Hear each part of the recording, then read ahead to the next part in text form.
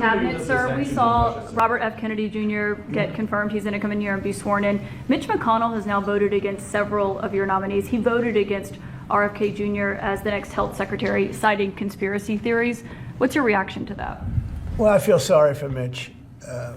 And I was one of the people that he wanted to go to the end and he wanted to stay leader. He's not equipped mentally. He wasn't equipped 10 years ago mentally, in my opinion. He'd let the Republican Party go to hell. If I didn't come along, the Republican Party wouldn't even exist right now. Mitch McConnell never really had it. He had an ability to raise money because of his position as leader, which anybody could do. You could do it even, and that's saying a lot. But the fact is that he raised money and he gave a lot of money to senators, and so he had a little loyalty based on the fact that as leader you could raise a lot of money. Senators would call me and they say, he wants to give me 20, 25 million. Can I take it? I'd say, take the money. Take the money.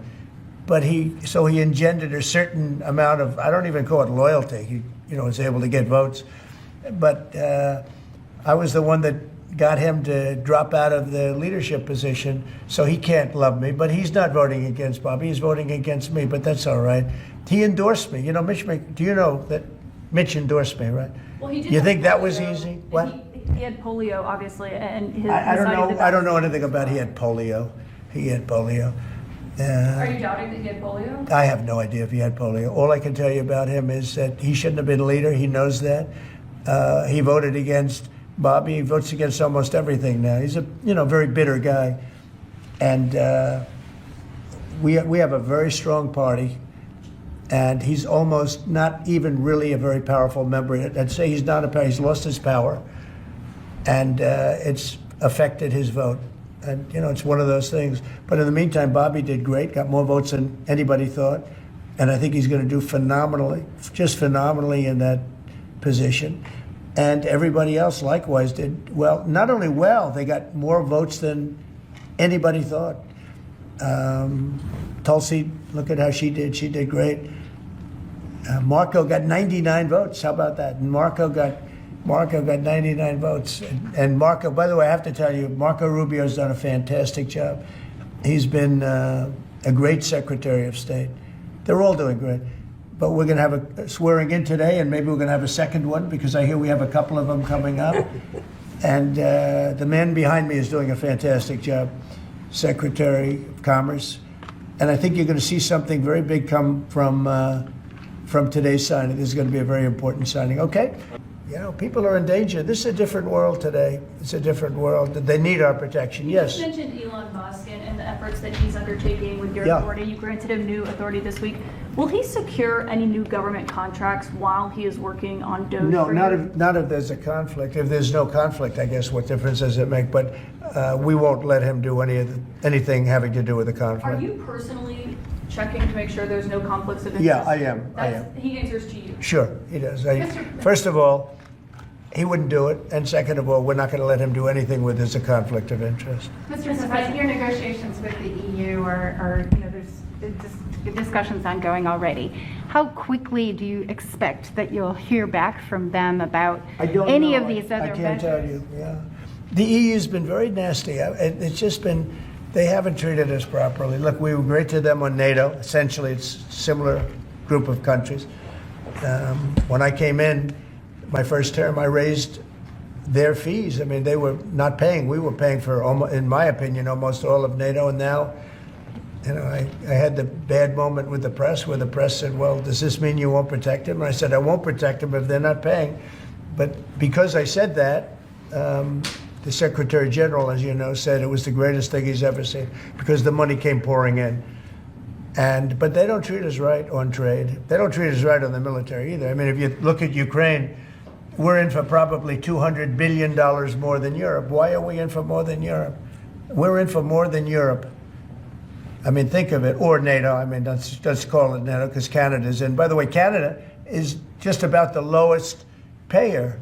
Also, they shouldn't be. They are just about the lowest payer in NATO, in addition to everything else. So Canada's really been taken advantage of. And if they had to pay just something modestly fair, they would be able to succeed as a country. And that's why I feel they have to become a state. Yes, ma'am. Thank you, very Mr. President. critical of- Is it your expectation that partners will offer major concessions and that you actually don't end up applying those tariffs? No, I think that a lot of them will stay the same, and whatever they pay, I'll pay. I mean, we'll have a lot of them stay the same. I think some. Look, I heard they, as an example, EU lowered their tax on cars down to the exact same amount that they were much higher. They were approximately 5 times higher, and they lowered them down to the exact tax that we're charging. That took place like yesterday or the day before. Is that a correct statement? I think so. Yeah. Do you expect any exemptions or waivers? I don't expect that, no. This is a simple system. I mean, there wouldn't be any. And in the case of Apple, I gave them a waiver, an exemption in my first term because Samsung was in South Korea. And Samsung didn't have to pay the tax because it was a tax on China. And Apple makes a lot of their product in China. So I did that because it wouldn't have been fair. But now this applies to everybody across the board. This is a much simpler way of doing it, much better way. Did you you had that major call yesterday with President Putin of Yeah. Russia. President Zelensky responded today basically saying any agreements they won't accept unless they're made with Ukraine. Will Ukraine have a seat at that table for those Of negotiations? course they would. I mean, they're part of it. We would have Ukraine, we would have Russia, and we'll have other people involved too. A lot of people, a lot of forks in the. A lot of forks in this game. I'll tell you what, this is a very interesting situation, but the Ukraine war has to end. The young people are being killed at levels that nobody's seen since World War II, and it's a ridiculous war, and it has to end. We had a good talk with President Putin. I had a good talk with President Zelensky, very good talk. And somebody said, oh, I should have called Zelensky first. I don't think so. I mean, we have to find out whether or not Russia wants to make a deal. I know that Zelensky wants to make a deal because he told me that. But I now know that Russia wants to make a deal. Did you ask Secretary Hegseth to walk back his comments yesterday saying Ukraine won't join NATO and won't go back to pre-2014 No, borders because no, those I are didn't, no. bargaining chips you could use? No, I didn't. Somebody told me to, but I thought his comments were good yesterday, and they're probably good today. They're a little bit softer, perhaps, but I thought his comments from yesterday. I thought his comments yesterday were pretty accurate. I don't see any way that a country in Russia's position could allow them, just in their position, could allow them to join NATO. I don't see that happening. And long before President Putin, Russia was very strong on the fact that I believe that's the reason the war started. Because Biden went out and said that they could join NATO, and he shouldn't have said that. As soon as he said that, I said, you know what? You're going to have a war now, and I was right about that. This is a war that would have never happened if I were But you president. don't think it's President Biden's fault, not President Putin? I mean, he's the one. I think who made Biden it. is incompetent, and I think when he said that they could join NATO, I thought that was a very stupid thing to say. I thought when he said, well, it depends if it's a minor incursion. In other words, it's okay if Russia does a minor incursion. I thought that was a very foolish thing to say. President, when should we expect on auto? Got it started. The other thing that got it started was how badly Milley and these stupid people, the bad generals, how badly they did with Afghanistan. I was going to pull out, but we were pulling out with dignity and strength, and we were going to take our equipment with us and everything else. They are. I mean, what they're doing is what they did with that. I think Putin looked at that mess and he said, wow, this is a great time. I'm going to go in. But what the Americans said, I'm not blaming Americans, but I will say what they said had a big influence on his deciding to go in. Yeah. When Elon Musk met with Prime Minister Modi earlier today, did he do so as an American CEO or did he do so as a representative of the U.S. government? Are you talking about me? No, Elon Musk. Elon, I don't know. They met. And I assume he wants to do business in India.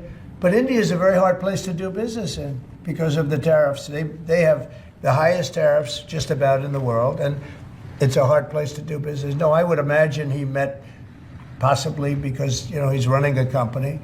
He's doing this as something that he's felt strongly about for a long time because he sees what's happening, and he sees how the country is really being hurt badly by all of the fraud, waste, and abuse. Yeah. So how does Modi know whether he's meeting with a CEO or meeting with a representative of your government? Well, he's meeting with me in a little while, so I'm going to ask him that question. All right, I'll ask him that question. Yeah. On auto tariffs, what should we expect, sir? You mentioned obviously steel and aluminum and pharmaceuticals. What are you thinking about auto tariffs? We haven't talked about that much. I think autos are coming soon. I think they're all coming more or less at the same time. And it's not going to be a big shock to the system. But what it's going to do is it's going to bring pharmaceuticals back to our country. Much more important than the money. It's a lot of money, but it's going to bring pharmaceuticals back to our country. It's going to bring chips back to our country. It's going to bring automobile. We're going to do a lot more automobile manufacturing in our country.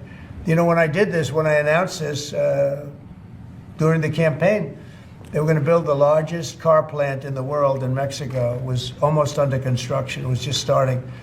And when they heard me make that statement, and they thought I was going to win the election, actually, it was a few months before the election itself, China was building the car plant. It was going to be the largest in the world. They immediately stopped construction. You can see the foundations there. They immediately stopped. When they heard I was doing this, that would have destroyed Detroit. It would have destroyed Michigan. This plant would have taken up more than almost the whole state built.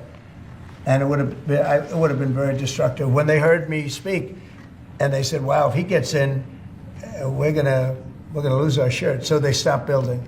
That's the impact that tariffs have. Again, you know, I say it, and I say it loudly. It's the most beautiful word, but now I say religion, love, and a couple of other things are more beautiful, because I got in a lot of problem with the fake news when they said, oh, other things are more important. God is more important, but these are the words. But I would say it's number 4 or 5. To me, it's the most beautiful. And I'll tell you what, I think really reciprocal tariffs, those 2 words, reciprocal makes tariffs really fair. Honestly, there'd be no exemptions, right? It would be all auto imports? Any exemptions, no, because you don't need to. With reciprocal, you don't need to.